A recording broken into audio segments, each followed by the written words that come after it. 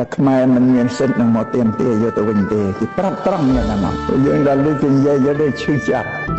ក្នុងចិត្តនិយាយថាយើងបោះបង់យើងអត់រវល់វែងចោលដល់គេឃើញទៅទំនេរក៏គេមករសាថែរសាយកទៅតាមពិតគេមកដណ្ដើមយកពីយើងទៅណាគេប្រើធ្វើសង្គ្រាមច្បាំងដណ្ដើមយកពីយើងនឹងសំប្រគេននឹងជំរាបព័ត៌មានយ៉ាងណាទឹកដីរបស់កម្ពុជាយើងមានវិសាលភាពធំណាស់ពីបុរាណមកខ្ញុំគណៈអាត្មាភាពបានសិក្សារៀនសូត្រអំពីប្រវត្តិសាស្ត្រខ្មែរនឹងពីឆ្នាំ50រៀងមកឃើញថាពងសាវតាខ្មែរហ្នឹងពងសាវតាហ្នឹងគេនិយាយពីប្រវត្តិទឹកដីប្រទេសជាតិយើងទាំងអស់ថាប្រទេសកម្ពុជាយើងនេះមានវិសាលភាពធំទូលំទូលាយណាស់ខាងលិចទល់នឹងទន្លេសាលោកអង្គនិងប្រទេសភូមាណាអត់មានថៃទេទន្លេសាលោកអង្គស្រុកភូមាព្រមទល់ទន្លេទៅជើងទល់នឹងចិនឯកើតទល់នឹងចម្ប៉ាហាណូយពីត្បូងទល់នឹងសមុទ្រអ៊ំណាបើមិនដឹងជាផែនទីនឹងសពថ្ងៃនៅមានដែរឬក៏បាត់បង់ដែរមិនដឹងទេអាហ្នឹងខ្ញុំណាអាត្មាហ្នឹងរៀនពីក្មេងអញ្ចឹងព្រះអង្គគិតមើលមកថ្ងៃនៅត្រឹមប៉ោយប៉ែតពីសៀមរាបទៅប៉ោយប៉ែត148គីឡូទេតោះពីប៉ោយប៉ែតទៅទន្លេសាលោកអង្គនឹងប្រហែលជិះយន្តហោះប្រហែលម៉ោងទៅភូមិហ្នឹងគិតមើលអាដែលបាត់បង់ហ្នឹងវាធំជាងទឹកដីបច្ចុប្បន្នហ្នឹងឯជើងទល់ចិនថ្ងៃនៅជើងភ្នំដងរែកខ្លះនៅលើខ្នងភ្នំពាក់កណ្ដាលភ្នំបានតែប៉ុណ្ណឹងឯងទៅកណ្ដោងបានគេទាំងអស់ជាពិសេសប្រាសាទព្រះវិហារហ្នឹងនៅលើភ្នំដងរែកប្រាសាទព្រះវិហារនេះមុខប្រាសាទហ្នឹងទៅជើងទៅដីសៀមចឹងព្រោះភ្នំដងរែកនេះវាមានកម្ពស់តែខាងដីខ្មែរយើងទេដល់ទៅសៀមវាជំរាបចឹងខាងខ្មែរយើងធ្លាក់ចឹងពីប្រវត្តិសាស្ត្រថាអាស៊ីអគ្នេយ៍ប្រទេសកម្ពុជាពីមុនជាសមុទ្រទេភ្នំដងរែកនោះច្រាំងសមុទ្រប៉ុន្តែយូរទៅសមុទ្រវាចេះតែរីងថយអត់ទៅក៏គូកើតជាដីប៉ុនវាយូរដែរចង់រាប់សែនឆ្នាំទៅហើយត្រឹមបានវាក៏កើតជាទឹកដីនឹងបាននៅខាងសៀមវារិចជ្រាលដូចចឹងបានប្រាសាទព្រះវិហារត្រូវធ្វើបែរមុខទៅជើងណាជិនដើរទៅជើងមកខាងខ្មែរយើងវាចង្រាក់ដាច់ចឹងសៀមទៅថាប្រគេដែរពេលប្រកាសណាបាទនរោត្តមសីហនុលោកប្តឹងទៅអង្គការសហប្រជាជាតិក្តីនឹងសៀមឈ្នះបានមកវិញឥឡូវបានមកហើយនេះគេថាប្រាសាទព្រះវិហាររបស់ខ្មែរបាទដីជុំវិញប្រាសាទនោះរបស់ថៃអញ្ចឹងទៅទៀតប្រាសាទរបស់ខ្មែរបាទដីជុំវិញប្រាសាទនោះរបស់ថៃខ្មែរចូលលើប្រាសាទឯណារួយអូយបញ្ញាសំយើងគិតទៅគួរឲ្យសោកស្ដាយជាទីបំផុតសំណោះកេរតំណែងរបស់ពុទ្ធបរិសរបស់យើងហ្នឹងដែលលោកបន្សល់ទុកឲ្យដែលសម្រៀបរាប់ពីប្រាសាទទៅសម្រាប់ជនជាតិកម្ពុជាយើងនេះខ្មែរយើងមិនសូវមានអ្នកណាមួយចំណាប់អារម្មណ៍នឹងបេតិកភណ្ឌរបស់ជាតិយើងប្រាសាទនេះហ្នឹងទេតែសម្រាប់ពួកបរទេសដូចជាពួកអឺរ៉ុបពួកអាមេរិកជាដើមគេចំណាប់អារម្មណ៍ណាគេសុខចិត្តចំណាយប្រាក់រាប់ពាន់ដុល្លារធ្វើដំណើរឆ្លងទ្វីបតាមអាកាសហ្នឹងមកកាន់ទឹកដីកម្ពុជាយើងដោយវាល្បីហើយនៅប្រទេសកម្ពុជានឹងមានប្រាសាទដែលសាងឡើងពីថ្មនឹងអស្ចារ្យណាស់គេផ្សាយឃើញតាមរូបភាពរូបស្រីអីទស្សនាវដ្តីទៅគេឃើញជាចង់ឃើញចង់ដឹងព្រោះគេដឹងថាអាយុប្រាសាទហ្នឹងវាជាង 1000 ឆ្នាំមកហើយដូចថាជាង 1000 ឆ្នាំមុននោះនៅទ្វីបគេហ្នឹងគេមិនដឹងធ្វើអីកើតទេខ្មែរយើងជាង 1000 ឆ្នាំមុនយើងធ្វើប្រាសាទថ្មកើតគេគិតចំណាប់អារម្មណ៍អញ្ចឹងគេនាំគ្នាមកមើលគេឃើញតាមតែរូបភាពរូបថតទស្សនាវដ្តីចសែទៅគេស្មានដល់អង្គរវត្តនៅតូចស្មានដល់ប្រាសាទនឹងវាតូចដល់គេធ្វើមកគេមកដល់កំណើតដល់ឃើញរូបភាពតាមកិនទៅដល់ហ្នឹងប្រសិនមកអង្គរកិនគេទៅលេខទៅឃើញគេស្រេចផ្លិតបាត់ផ្លិតក៏ពួកបរទេសណាគេថាគេស្មានដល់ប្រាសាទនឹងវាតូចដល់ឃើញវាធំយ៉ាងហ្នឹងគេអស្ចារ្យណាស់គេថាជាង 1000 ឆ្នាំមុនណាមិនទាន់មានណាផលិតបង្កើតគ្រឿងចក្រគ្រឿងអីយឹកយោងលើកថ្មអីកើតផងតើខ្មែរនឹងបានអីទៅលើកថ្មទាំងដុំប៉ុន្តែលើកគ្នាមកដុំទាំងមិនរាប់តោនគេស្រែកផ្លិតបាត់ក៏អស្ចារ្យប្រាសាទដែលគេទៅមកឃើញតែខ្មែរយើងអត់សូវបានចំណាប់ចាប់អារម្មណ៍តែជួនកាលអ្នកស្រុកនៅក្បែរអង្គរវត្តហ្នឹងកើតពីក្មេងទៅចាស់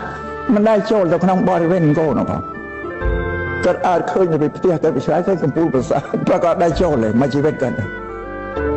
អញ្ចឹងអត់មានចំណាប់អារម្មណ៍អីទៅឡើយសោះ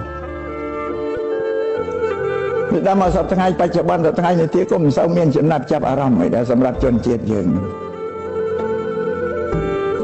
បានតំណែងឲ្យដែលគួរឲ្យសោកស្ដាយយើងមានសម្បត្តិធនធានកេតនៈធនហ្នឹងកាត់ថ្លៃមិនបានទៅយើងអត់ចំណាប់អារម្មណ៍ឲ្យសោះតែពួកបរទេសគេចំណាប់អារម្មណ៍ជាងយើងទៅទៀតគេចំណាយប្រាក់មកធ្វើទស្សនកិច្ចសិក្សាពីប្រាសាទហើយប្រាសាទអង្គរវត្តនេះប្រាសាទនេះពីមុនមិញវាជាបេតិកភណ្ឌរបស់ជាតិយើងទេដល់ឥឡូវរាជរដ្ឋាភិបាលលោកបញ្ចូលប្រាសាទទាំងអស់ហ្នឹងទៅជាបេតិកភណ្ឌពិភពលោកវាទៅជាសម្បត្តិរបស់មនុស្សជាតិលើសកលលោកពីមុនមិញផុសខ្មែរដល់ឥឡូវនេះទៅជាសម្បត្តិរបស់សញ្ជាតិមនុស្សលើសកលលោកទាំងអស់គេឲ្យទិញអញ្ចឹងថារបស់នេះជារបស់មនុស្សទាំងអស់គ្នាគឺតែយើងក៏មានចិត្តទលំទលាយដែរតាមពេញពីកេតនៈផនគេដូនតាយ៉ាងទៅប៉ុន្តែយើងផ្សាយចុះរបស់ដែលវាអស្ចារ្យនៅលើលោកមានតែមួយប៉ុណ្ណឹងឯងឲ្យវាទៅជាសម្បត្តិមនុស្សលោកទៅព្រោះយើងជាតិជាមនុស្សដូចតែគ្នាអ្នកណាក៏ជាមនុស្សឲ្យទៅនៅលើផែនដីមនុស្សទាំងអស់គ្នាឲ្យទៅជាសម្បត្តិមនុស្សជាតិវិញនិយាយពីសិល្បៈការរចនាតុបតែងវាល្អស្អាតគ្មានអីធៀបទេរហូតដល់ដូនតាចាស់អ្នកសៀមរាបនេះទីសួរតាអង្គរវត្តណាធ្វើគេថាវិសកម្មទេវបុត្រប្រអិននេះមកធ្វើមានថាមនុស្សណាក៏មានដឹងថាមនុស្សធ្វើណាក៏ទេវតាប្រអិននេះមកធ្វើឲ្យជំនឿវាអស្ចារ្យពេកគិតថាមនុស្សយើងធ្វើវាអត់កើតទេនៅប្រាសាទអង្គរវត្តអីហ្នឹងម្ល៉េះគេថាទេវតាមកធ្វើវិសកម្មទេវបុត្រនោះមកសាងថ្វាយទៅប្រកេតមេលាព្រះបាទសូរិយាវរ្ម័នទី2នោះមកទៅអញ្ចឹងព្រះបាទសូរិយាវរ្ម័នទី2ហ្នឹងឈ្មោះខ្មែរដូនតាយើងថាប្រកេតទុកមេលាអានោះរឿងព្រេងនិទានណោះខាងគាត់ដែលលោកមកប្រមូលមេដាលោកបដិសន្ធិនឹងចាប់កំណើតលោកឲ្យសពឃើញប្រអិននឹងយកកំរងផ្កាមកដាក់លើពោះអញ្ចឹងបានដល់ប្រកេតទុកមេលាណាអានោះរឿងរ៉ាវខាងខ្មែរយ៉ាងណាបាទសាលាចារៈរបស់ផ្សេងនិយាយថាប្រអិនមកធ្វើឲ្យបើអ្នកដែលអត់មានបញ្ញាត្រូវតែជឿថាយ៉ាងឯងបើយើងអ្នកមានបញ្ញាយើងទៅពិនិត្យមើល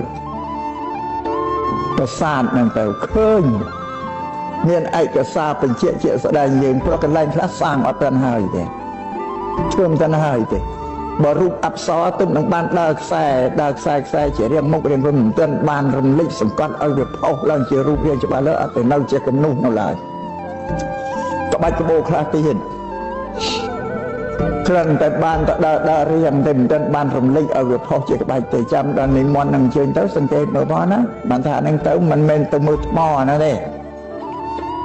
ថ្មយើងដឹងរួចតែប្រាសាទមកបើទៅមើលសិល្បៈអីដែលគេធ្វើណានេះទៅពិនិត្យមើលណាតែពិនិត្យមើលទៅឃើញថារបស់ទាំងអស់ប្រាសាទសំបីប្រាសាទអង្គរធ្វើអត់តាន់ហើយទេនៅច្រើនណាស់ដូចជាទៅខាងកើតនៅមិនទាន់ធ្វើបានធ្វើចិនដើធ្វើអីបណ្ដោថ្មតំដុំទៅភាគខាងកើតដោយសារធ្វើនឹងយូរឆ្នាំពេក30-40ឆ្នាំហ្នឹងយូរពេកទៅព្រោះកើតសង្គ្រាមកើតចម្បាំងហើយទៅពលវល់ធ្វើជាចម្បាំងក៏បោះបង់អាហ្នឹងចោលហើយអានេះខ្ញុំណាអាត្មានឹងសុំប្រគិញព័ត៌មានអញ្ចឹងដល់ទៅមើលទៅឃើញថាហ្នឹងមិនប្រអិនធ្វើទេបើទេវតាប្រអិនមកធ្វើលោកធ្វើដោយរិទ្ធមិនមែនធ្វើដោយកម្លាំងទេធម្មតារបស់អ្វីធ្វើដោយរិទ្ធគឺការជប់ការនិមិត្តគឺតែធ្វើហើយវាស្រេចហើយវាអត់មានតាណាត់អីសោះទេចឹងដល់នេះឃើញកន្លែងដែលធ្វើមិនទាន់ហើយច្រើន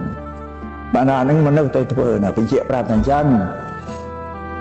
បើដូនតាពីដើមហ្នឹងគាត់ថាប្រអិនទេមកធ្វើនៅឃើញវាល្អពេកទៅពុះវិស័យថាមនុស្សធ្វើកើត